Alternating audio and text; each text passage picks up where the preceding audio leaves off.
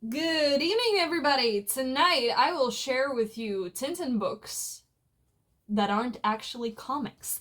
Yes, everybody, I'm gonna show you the books that I have about Tintin or related to Tintin that aren't actually the comics. Yeah, how about we just get into it? I will start with this book. This is The Adventures of Tintin, a novel. This is a novelization of the 2011 movie by Alex Irvine. And the way I learned about this book was through a Tumblr post. Somebody, I'm gonna put their name up here, somebody on Tumblr did a post where they had read this book and they put up like little pictures of the most interesting passages that they found the most interesting. And I read the whole post and I was like, huh, yeah, that's pretty cool. I reblogged it to remember about its existence. And then one day I remembered, oh, wait, right, yeah, this. And I had started actually using eBay for the first time, so I was like, hey, how about I go, like, have a look. And then I ended up buying this. And yeah, this book is interesting. Not to say that Tumblr post was misleading, but it also, like, painted a skewed picture considering that those were the most interesting passages. Not to also say that this book was boring. It wasn't boring, it was passable. It is mostly a straightforward retelling of the movie. The dialogue is pretty much exactly the same, except for like one exception, which I will get into because I had a bit of a spiral moment about it. Most of the dialogue is exactly the same to the point where I was auto-translating it in Latvian because I know the movie by heart in Latvian, which was really cool. It was fun doing that exercise.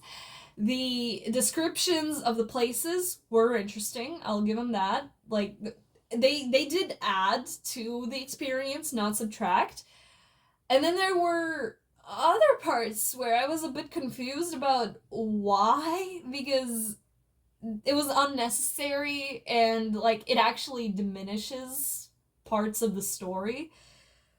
And there were two instances that took me out of the book completely. And one of those instances was right at the beginning of the book, where Tintin is in the flea market, and Alex Irvine writes in the prose that there were souvenir T-shirts being sold. The 2011 Tintin movie takes place roughly in the 1940s, somewhere around that time, between 1930 to 1950. T-shirts were considered undergarments. They were like undershirts. You didn't, unless you were like a veteran, you didn't really walk around with it as like regular clothing. That was popularized during the 60s to 70s, around that time. So that took me out immediately. I didn't know the dates. I didn't know about the about t-shirts being popularized specifically in the 60s 70s. I didn't know that in the moment, but I knew something was wrong. So I looked it up and I learned all this information. So yeah, that was a bit rough. Another thing that took me out was in the chase scene in Bagar, where Alex Irvine mentions that Saccharine Tom and Alan are driving a Jeep, and that took me out because, like, this is such a nitpicky thing. I personally hate it when people call um, sports utility vehicles Jeeps by default.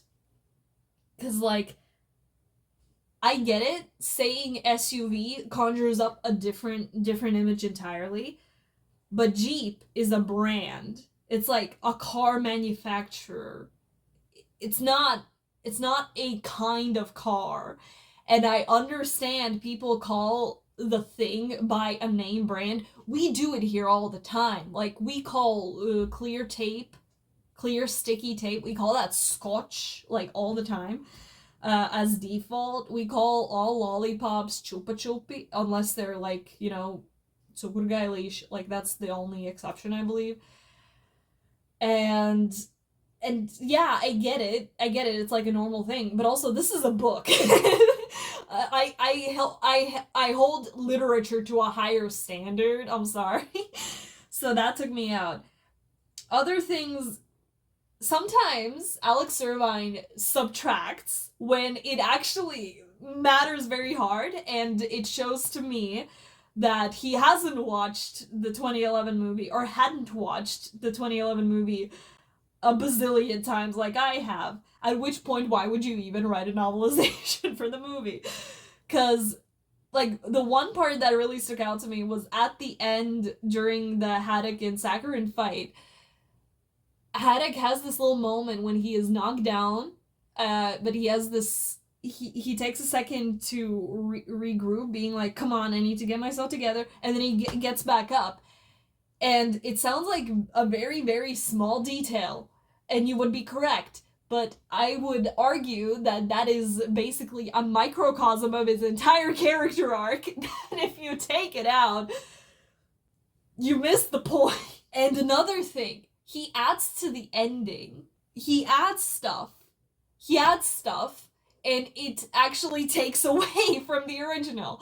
Like when, yes, the ending that I just mentioned, but also another part that really fucking pissed me off was in the part where Barnaby goes to see Tintin at his apartment, and Mrs. Finch is there.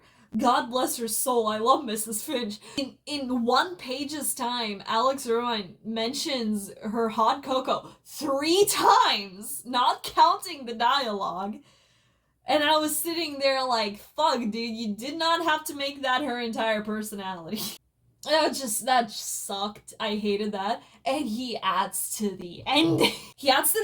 It fucking ruins it. The ending was perfectly good, but then he adds like another 2 paragraphs and like another maybe 2 or 1 or 2 like bits of dialogue, I think, something like that, and it pissed me the fuck off. Like, see, the unquenchable Tintin, that's over here, and then he adds all of this.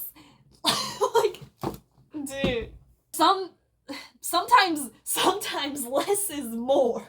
The piece of dialogue that was added that I was debating on for a while until I decided, you know what, fine, I'll accept it, was in the boat scene when Haddock had just lit the fire. Tintin wakes up, is like, hey, what the fuck is this? And those are the oars! We need those oars! Yes, said Captain Haddock, but not for much longer. Can't you see? The boat's on fire! And like, at first I was like, wait a second. Hold on. Are you sure the captain would say that? Because I believe, at least in Latvian, he doesn't say that. Oh no, I did check the English version of the movie. He does not say that in the movie. And so I was debating on, like, do I accept this or no? Would Captain Haddock say that? And I was, because I did think, okay, this is a very Hergé line. This is a very Hergé character thing to say. But would Captain Haddock say it? I was like, okay, I can see the Thompson saying something stupid like that, yes. I can imagine Calculus saying something like that in a certain context, but would Captain Haddock say it? And then I remembered, oh wait, before, in The Crab with the Golden Claws and The Shooting Star, Captain Haddock is an entirely different character than what he was later on. And that early Captain Haddock, yeah, you know what, yeah, he would say that. Would the movie Haddock say that? I don't think so. I could probably take an argument saying yes, but I'm not sure. So that's that book. Now let's get to some books that I actually really liked. Over here, next book, here we have Tintin the Complete Companion by Michael Farr. Oh my god, I love this book. So how did I come across this book? I saw it in a Pinterest post. Someone had made a post about like Tintin Essentials or something like that. So what's this book actually about? This book catalogs the journey of the creation of all of the comics, adding like the background information of what was happening at the time, what was happening with Hergé at the time, that things that influenced him, and added things that were changed throughout the time in the comics, because Hergé did like update the comics, and things that were used as references in the comics. And that is really, really cool. Like here in the back, you can see there are two visual references that were used in Red Rackham's Treasure and Destination Moon. And no, that's not Destination Moon, that's Explorers on the Moon, excuse me. It's just so fucking cool. I was gonna make a whole separate video about this book because I read it, and while I was reading it, I was like, wow, this is such a useful thing as like an artist generally. Not even as a Tintin fan, but as like a visual artist, which I am also. That's why I was gonna make a whole video about it with like little tidbits I learned. But if I had to mention the most important thing that I learned from this book was taking visual reference from things more often. Is like, I was living under the mindset of, if you're a creative and you can pull it off, you can just make shit up. And I still believe that. I believe that you are allowed to just make shit up. You are. And you don't always need to do tons and tons of research. You can do that if you want to, but you don't have to. Especially if you're doing like something fantasy inspired, not inspired, but if you're doing something in fantasy, or like, you know, something like that that's like not based fully in reality, then you don't need to like do real world research, in my opinion. That's what I think.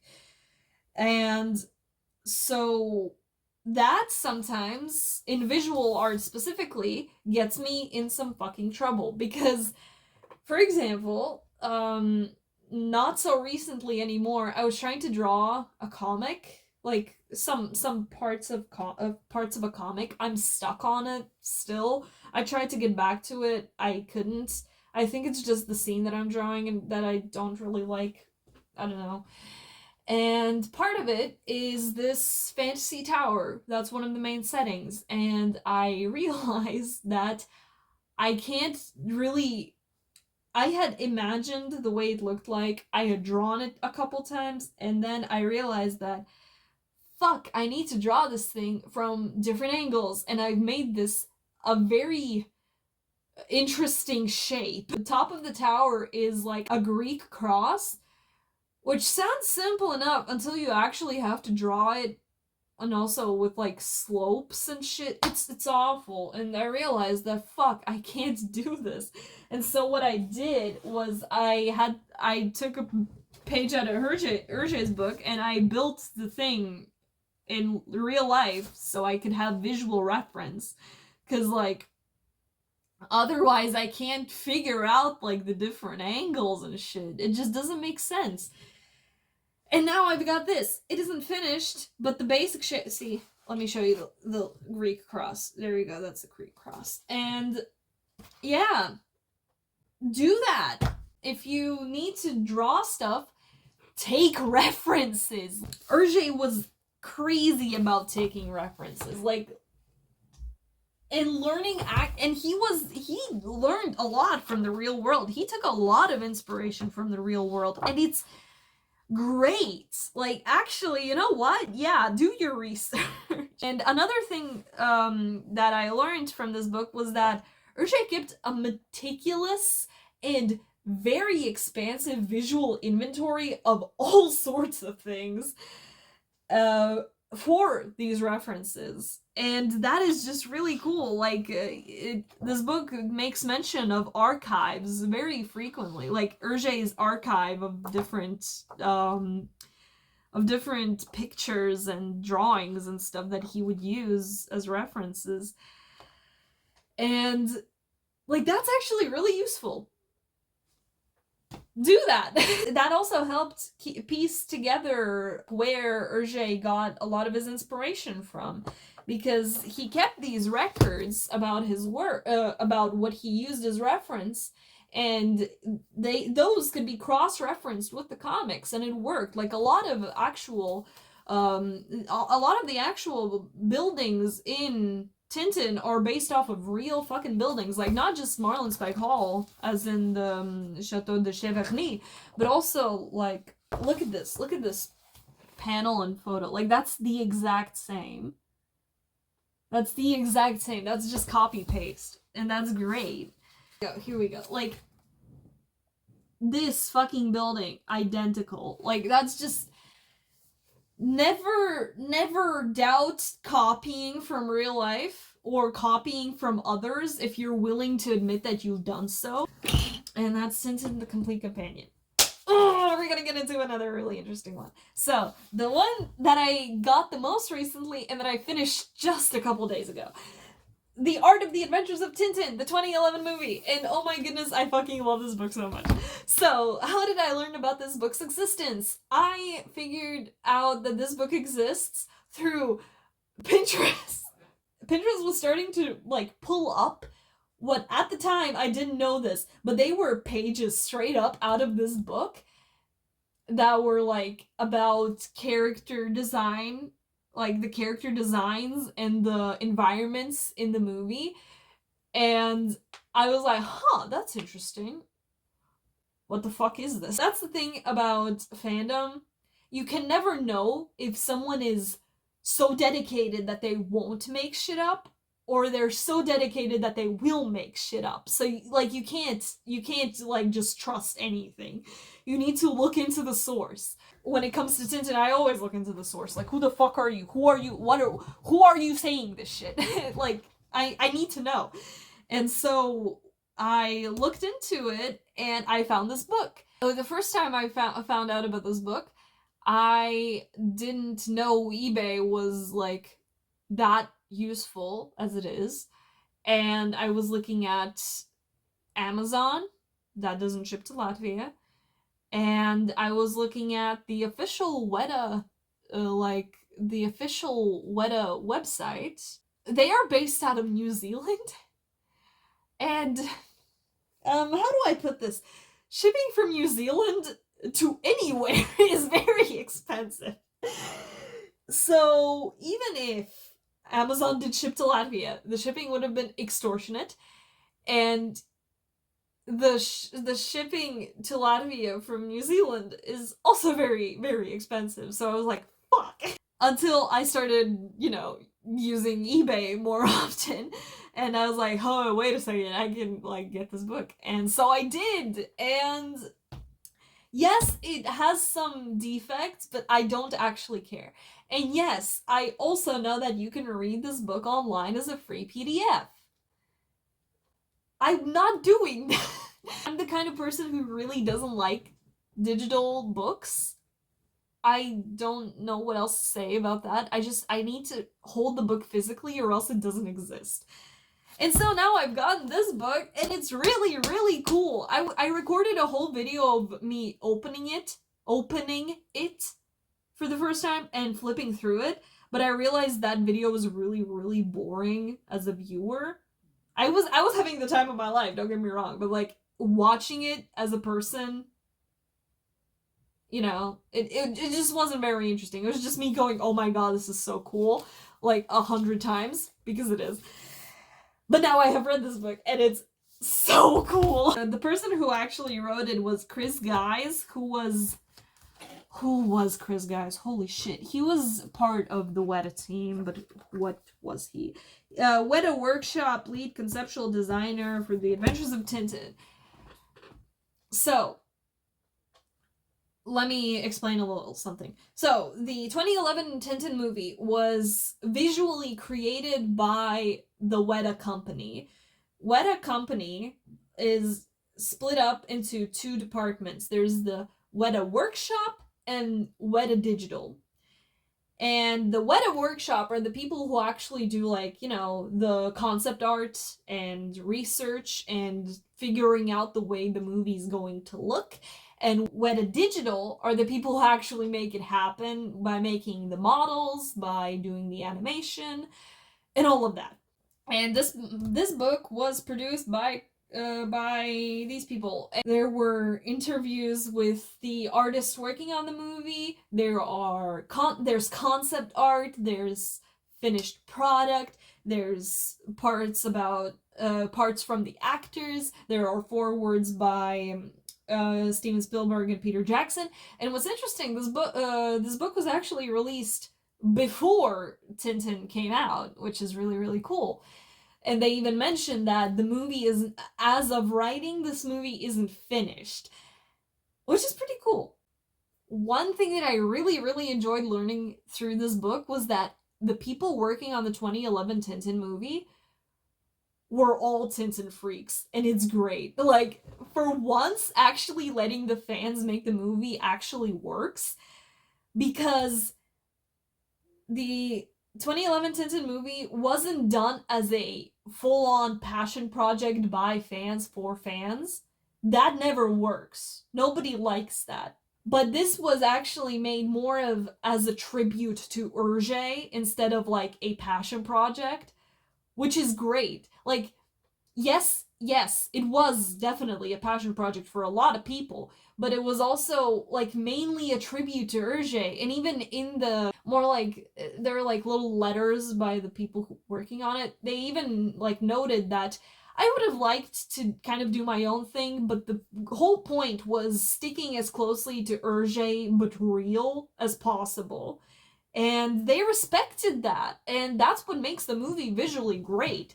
It's that they don't like try to do their own thing fully, and that they accept that as much of as we are putting our heart and soul into this movie, this isn't for us necessarily. This is for Hergé. If more people had this amount of respect for the properties they are working with, I feel like we would have a lot better movies in general. No, like, actually, most people working on this movie were Tintin fans. I didn't know Jamie Bell was so into Tintin. I didn't know Andy Serkis was so into Tintin. Like, everybody had a little moment of, like, so yeah, I learned about Tintin through this. I learned about Tintin like this. This is my personal relationship with The Adventures of Tintin. And that's so cool. Just the amount of care that was put into this movie being good, it's great. They show how the actual motion capture works. How the motion capture works. And the whole, like, designing the characters. Holy shit, dude. Like, I love this book, but the one bad thing about it is that it's so fucking unwieldy. Like, now holding it like this, it's fine, but before it was awful. What did I learn from this book, aside from everybody being Tintin freak and it being great? I learned, lessons I can take from this book is definitely doing actually more concept art for myself. The moment I got this book and flipped through it, I was like, that was the first thing that I thought of, was like, oh wow, wait, I can actually like draw things, and I don't have to always make them look pretty necessarily, and it's actually a really, really cool thing. Oh yes, I had a thought about Tintin's hair, because I try sometimes to put it in action in real life because I'm normal like that. At least I did. Now my hair's a little too long. Like, this, I mean, theoretically it can work, but like, it's just a little too long. But the thing about Tintin's hair, or at least the style, is that it can, in real life, it is so easy for it to look fucking weird.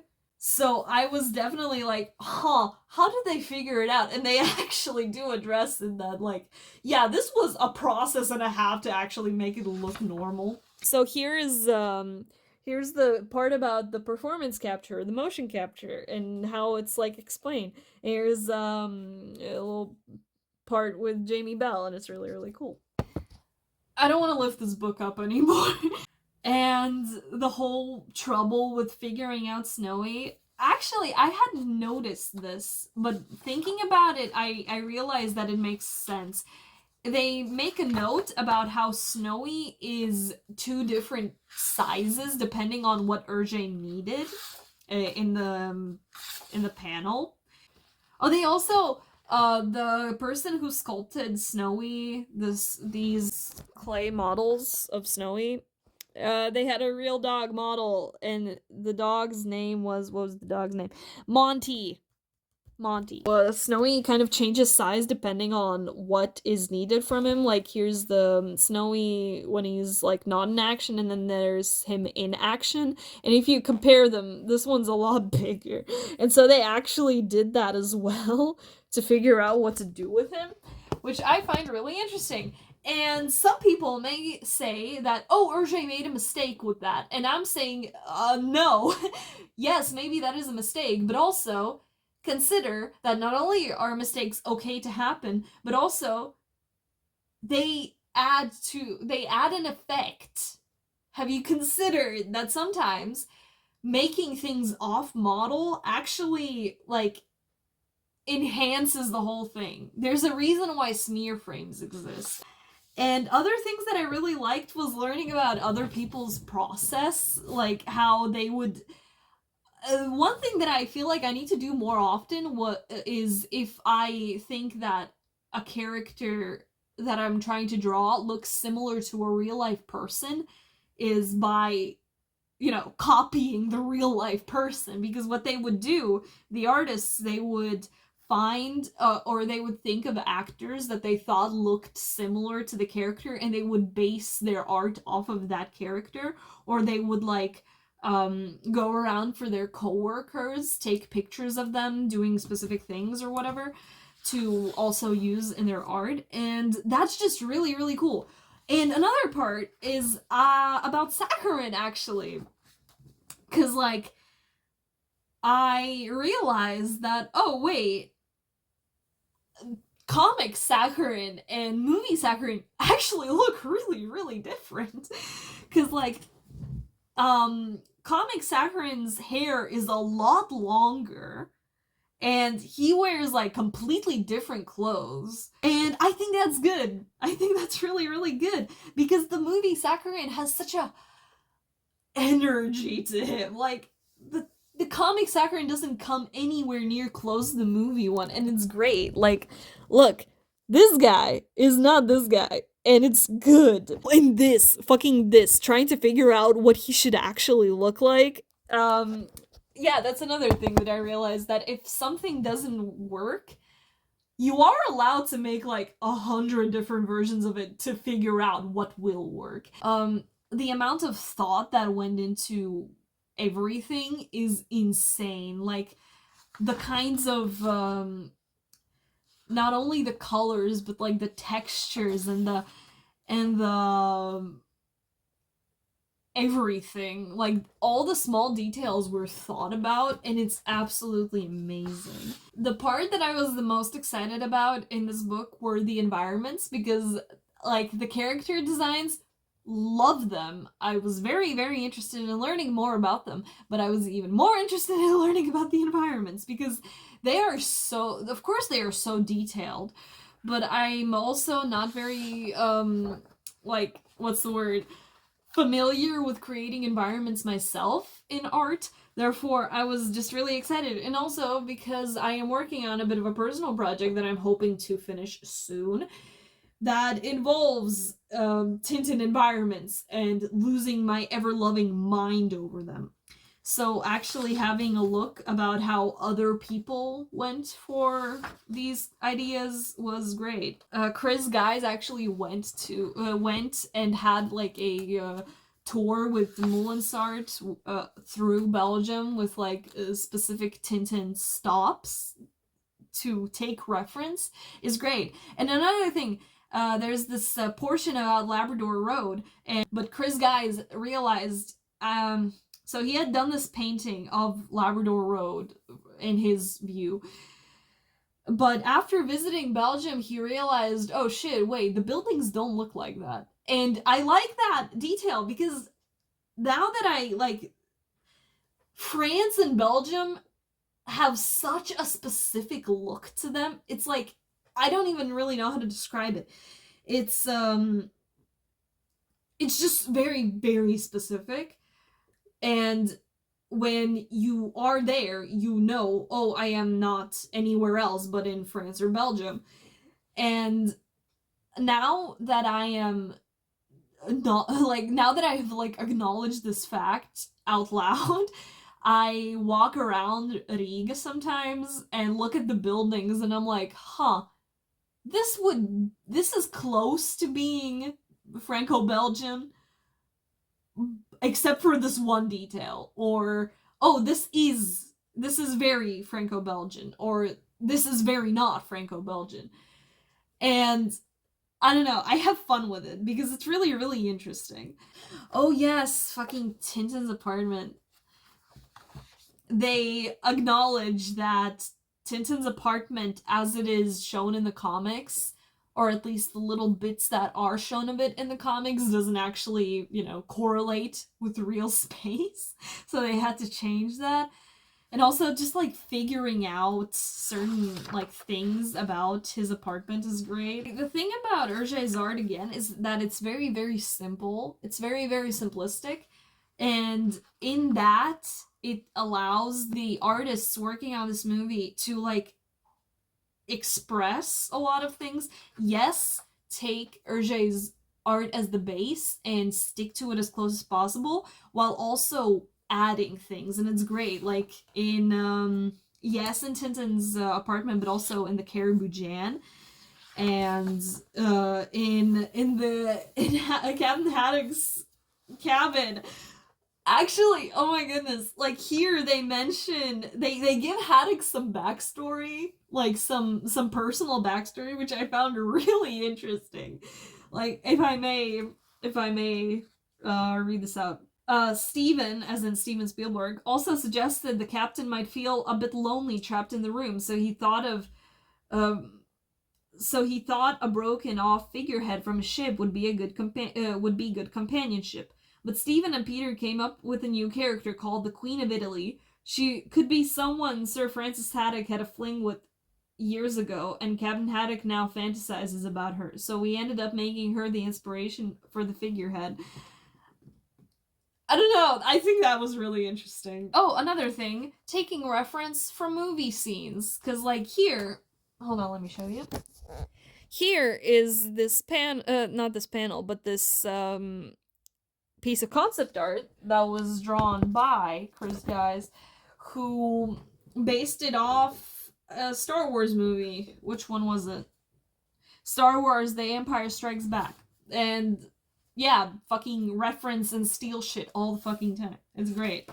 And yeah, those are all the Tintin books that aren't the comics that I own currently. Congratulations, everybody, on Peter Jackson announcing the script to The Adventures of Tintin 2. What are my thoughts about it? Well, I am cautious.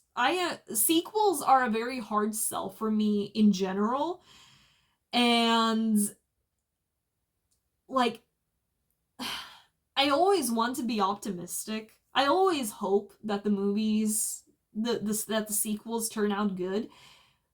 But I don't always, like, believe that's going to happen. It's like the saying, hope for the best, prepare for the worst. And I always try to not get myself particularly hyped up. And that's why I'm like, I don't want to, like, celebrate too soon, because we don't actually know anything about it. Besides the fact that it apparently exists and that we're waiting on Steven Spielberg's response to that. And what are my other thoughts about it besides being cautiously optimistic? I hope that they get Weta to work on the movie again, because they did an amazing job on 2011. Clearly, I hope that they, like, my biggest worry is that that they're going to pander to fans. My biggest worry is always that they're going to pander to the fans with any work, any sequel. And why does this worry me? Because the 2011 movie, as I said before, it was a tribute to Hergé, pretty much. And if they don't go in with the same level of respect, if they don't go in with the same level of purpose, then it's not going to be good. Like, it's just not going to be. And, like, at first I was like, wait, so why do they want to make it now? And then I remembered, oh wait, there's 3 years until the 100th anniversary of Tintin. Like, the Tintin and the Land of the Soviets came out in 1929. So yeah, it's gonna be 100 years of Tintin, and it's gonna be amazing, no doubt. I'm so excited for 100 years of Tintin. I'm so happy to be alive right now to experience that. And I hope that's what they're going for. I hope it's an Hergé tribute, or else it's, what's the point? And that's what I'm hoping for. I remember years ago there were talks about, same rumor mill going around, and they had mentioned specifically making a movie from Seven Crystal Balls and Prisoners of the Sun, which, now that I have read those comics more recently, I have to say, very, very good choice. If they do go for it, amazing choice. Those comics are very well suited for a movie. So I'm, again, hoping for the best, preparing for the worst. And I would suggest going with the same mindset. Just don't, I hate to say this, but just don't be excited for sequels. Don't, ever, because you're always going to be disappointed. And why do I say this now? Let's just say the finale of Good Omens has come out, and people aren't particularly thrilled. I haven't seen it yet. I will see it eventually. But people aren't particularly thrilled, and I have seen people be super excited and speculating about Good Omens 3, and I fucking knew this was going to happen from the beginning. Don't build castles in the sky for something that is going to be real eventually, and that is going to disappoint you. Just don't do it. It's not going to be worth it. So yeah, with that, I'm going to end this video. Thank you for watching, and I'm out of here. Good night.